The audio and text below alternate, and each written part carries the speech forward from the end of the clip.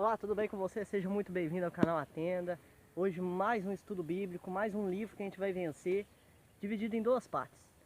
A gente vai estar falando de Josué, capítulo 1 e capítulo 2. E a gente dividindo todo esse livro de Josué. Eu quero que você comece comigo. Josué, para quem não sabe, ele é o sucessor de Moisés. Depois que o povo do Egito foi libertado, muitos milagres aconteceram. Moisés morreu, não tomou posse da terra prometida ao povo. E aí ficou com Josué essa incrível missão de levar, conduzir o povo e tomar posse daquela terra. Deus falou muitas coisas encorajadoras com Moisés, com Josué, para ele poder seguir essa caminhada e levar o povo todo a conquistar aquilo que Deus prometeu.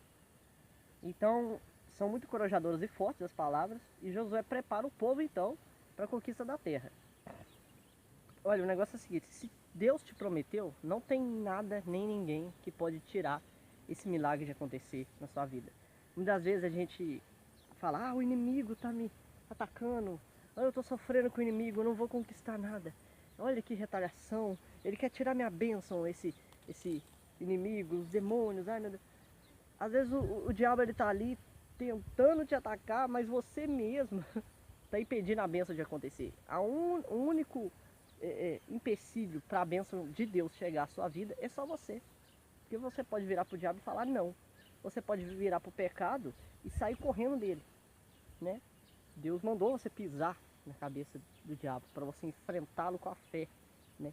Com a espada da justiça. Mas, então, o único empecilho é você mesmo. É você mesmo. Muitas vezes o diabo está tentando te confundir, manda um espírito de confusão em você, só que você já está tão confuso que você confunde até o espírito de confusão. Muitas vezes o inimigo está tentando te atacar, mas quando ele chega perto e fala, nossa, esse aí já está trabalhando para mim faz tempo, eu já assinei a carteira dele tem muito tempo. Ele está me dando aula de como ferrar com a própria vida. Então o único empecilho é você mesmo. Não coloque aquilo que não acontece na sua vida de bênção, não coloque essa desculpa no diabo. Eu não consegui porque foi tantos ataques. Ou em pessoas, né? Até próximas. Você pode, você consegue. Pelo poder de Deus em sua vida. Tudo posso, vírgula, naquele que me fortalece. Sozinho você não vai lugar nenhum não, chefe. Mas é isso. Nada pode impedir a bênção de chegar na sua vida, a não ser você mesmo. Amém? E aí Raabe, que era uma prostituta, ela ajuda o povo escolhido no meio daqueles israelitas para inspecionar a terra, para chegar lá na terra e falar, olha, vigia lá para ver o que tem lá naquela terra, que a terra é nossa. E aí esses espiões, eles são escondidos e ajudados por Raabe, a prostituta, né? E aí mostra que Deus ele pode usar as pessoas mais improváveis. Não pense que Deus não vai te usar porque você não é pastor, ou você não tem um cargo legal na sua empresa, ou você não é o mais conhecido da família, ou você, enfim, Deus pode te usar. E Deus pode usar pessoas improváveis. Todas as pessoas da Bíblia foram improváveis. Moisés, ele era gago, né? Você vê que gente que já fez a obra de Deus aqui tinha vários problemas. Ninguém é perfeito.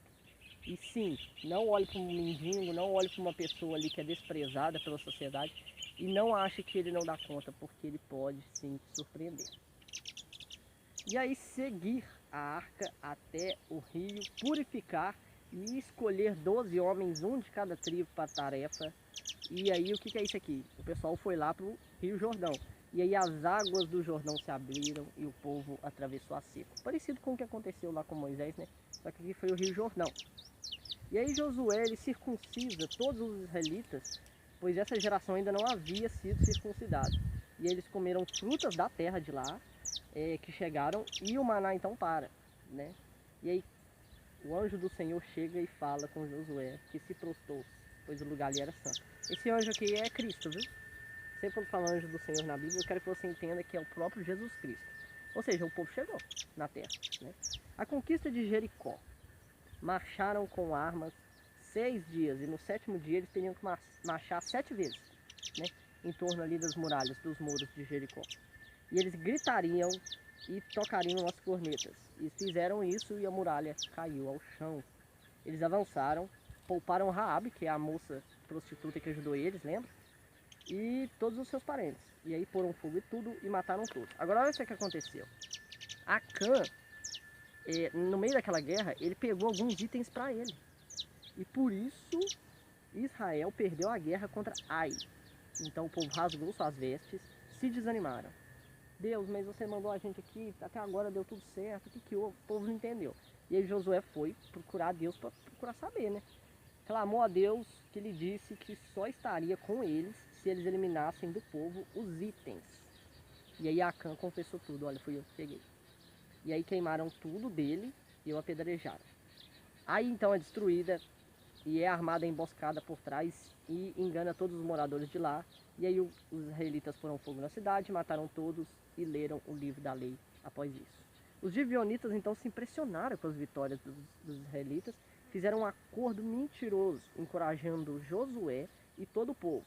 Quando souberam da verdade 3 dias depois, não decidiram matá-los, mas torná-los seus servos, pois eles tinham feito um acordo com eles em nome do Senhor. Eles fizeram um acordo em nome de Deus, então falou, ó, o povo não traiu a gente aqui, mas a gente vai fazer eles de servo, não vai matar eles, né? Adonisedeque soube dos feitos de Israel e teve medo, né? O rei ali. Ele reuniu 5 reis e todo o seu exército e houve a guerra. E Deus então disse a Josué para não ter... Esse granito então matou mais do que os israelitas. Houve também confusão entre os guerreiros ali, contra Israel, esses reinos, né? E Josué exclamou, e agora acontece o que é para finalizar esse livro aqui que eu vou falar com você. Josué exclamou e o sol e a lua parou, né? Não se pôs, o sol não se pôs, nem a lua foi embora, os dois parou. E aí uns 5 reis amorreus são mortos e a conquista da cidade do sul acontece. Bom, se você tentar entender Deus pelo lado científico, vai dar ruim. Por quê? Essa é uma das conquistas mais incríveis da Bíblia, fatos, né, mais top da Bíblia, e que muitos cientistas ficam com o pé atrás sobre acreditar ou não em Deus, né? Por quê? Porque aqui fala que o sol e a lua parou.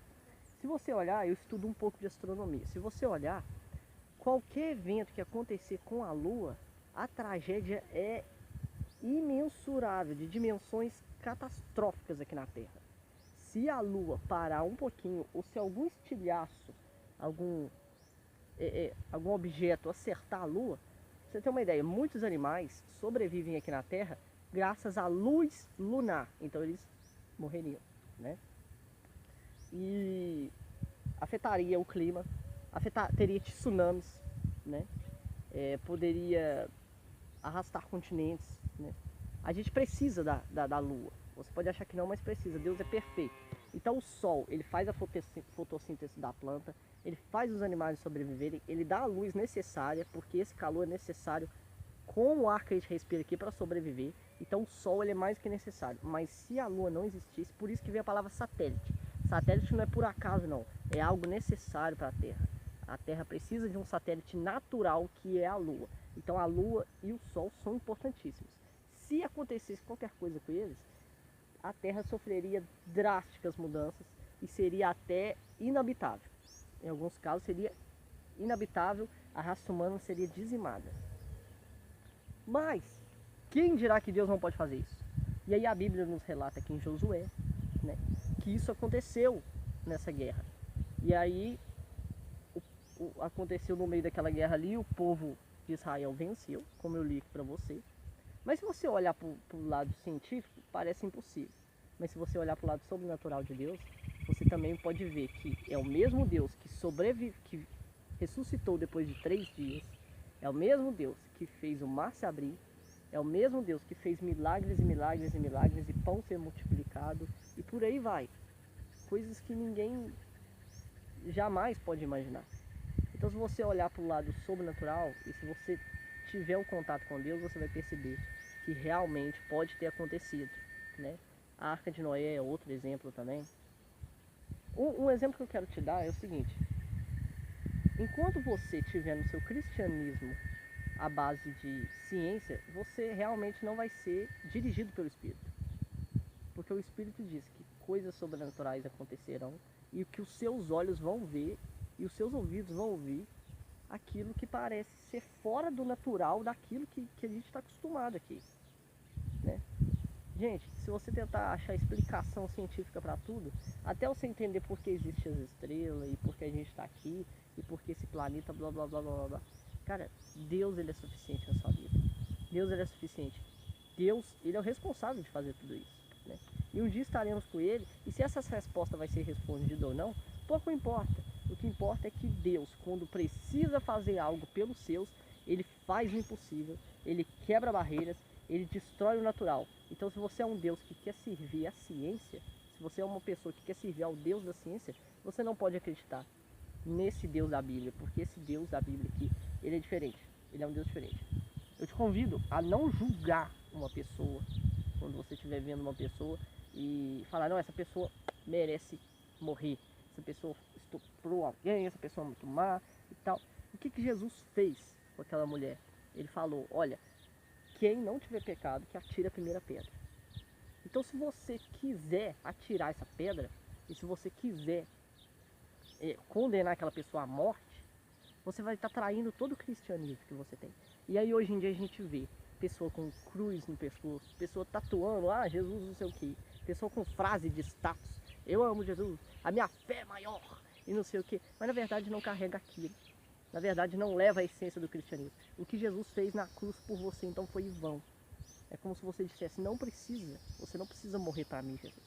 Porque Jesus ele fez isso. Quando ele estava sofrendo lá, ele falou, injustamente, ele falou, Deus, Pai, meu Pai, não olhe o que eles façam, porque eles não sabem o que fazem, não castigue eles. E aí o que Paulo fala depois no Novo Testamento? Ele fala, não se paga o mal com o mal, mas o bem com o mal.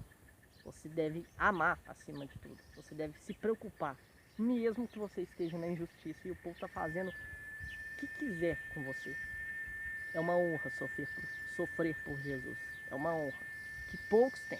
Que poucos têm. Então acredite no Deus do impossível. Acredite no Deus que faz coisas que os olhos não conseguem ver e que a ciência não consegue explicar. Porque se você procurar solução para tudo, cara, você não vai viver o real cristianismo e não vai conseguir ser feliz. Porque só existe um caminho para a verdade, a vida e a felicidade eterna, que é Jesus Cristo. Então o que aconteceu aqui foi incrível, eu espero que você tenha entendido essa conquista do povo de Deus. E a gente vai continuar a segunda parte de todo o livro de Josué no outro vídeo, na segunda aula, que vai ser bem mais curta, mas que vai ser mais uma dica para você, um conselho, um negócio que eu queria que você ficasse até com caneta e papel, vai ser bacana.